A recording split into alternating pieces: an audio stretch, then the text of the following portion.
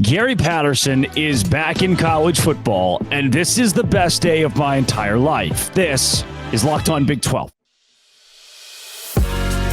You are Locked On Big 12, your daily podcast on the Big 12 Conference, part of the Locked On Podcast Network, your team every day.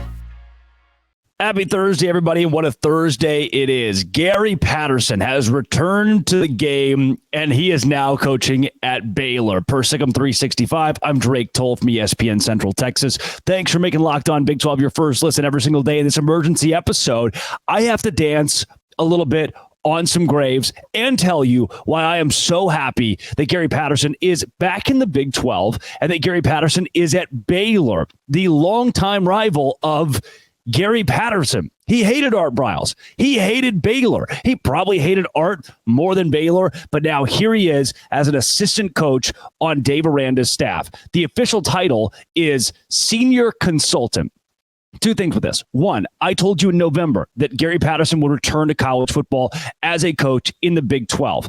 The reason that I deduced that was I had a source that talked about how Houston and other locations had already been in at least talks, not interviews, but phone conversations. Other schools, phone conversations in this conference with Gary Patterson about roles like this and also head coaching roles. Those didn't go anywhere until now. I predicted that Patterson would be in the Big 12 as a coach.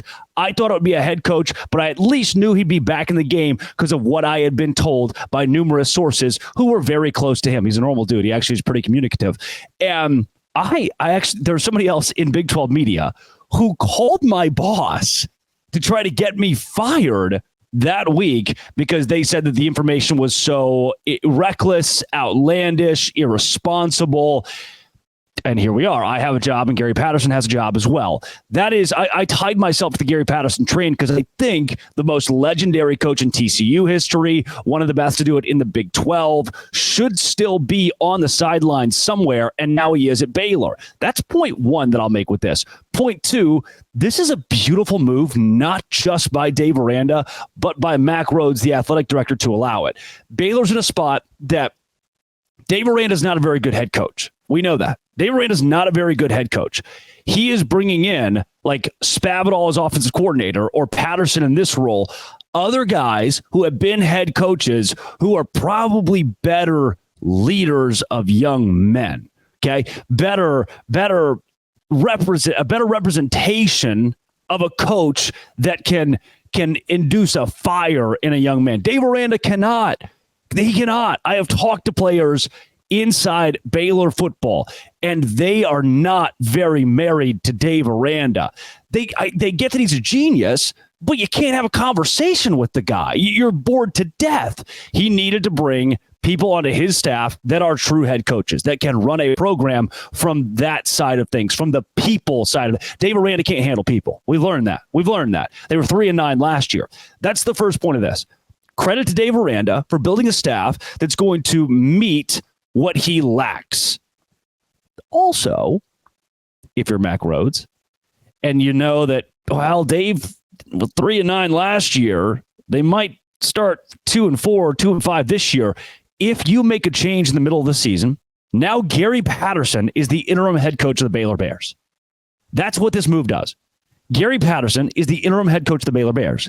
Gary rattles off 4 or 5 wins to end the year, goes to a bowl game. Gary Patterson is the head coach of the Baylor Bears. That is what today, February 8th, could become. That is what that domino to me is. By the way, George M. Steinbrenner Field right here behind me in beautiful Tampa Bay, opening day of Banana Bowl. First game tonight. Pumped. The Savannah Bananas and the Party Animals. And all I can focus on is Gary Patterson, the TCU legend, being at my alma mater. There is a statue of a Baylor coach on TCU's campus. One of the Baylor assistants has his own statue outside of Amon G. Carter in Fort Worth, Texas. That makes today awesome. Awesome. And when Dave Aranda inevitably gets fired because he can't handle people, Gary Patterson becomes your interim coach and has a shot at taking over at Baylor. Or He's allowed to supplement what Dave Aranda lacks in the guiding people category. Dave Aranda can be the X's and the O's and try to figure out the defensive woes at Baylor, which was still 20 spots nationally below the offense, but the OC got fired instead of anybody else.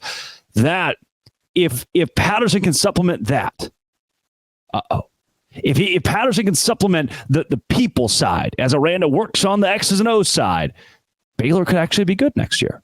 Good subjective. They'll be like 5-7. But they might keep Dave Aranda after 5-7. They've told you there's a standard, but what is that standard? Who on earth knows?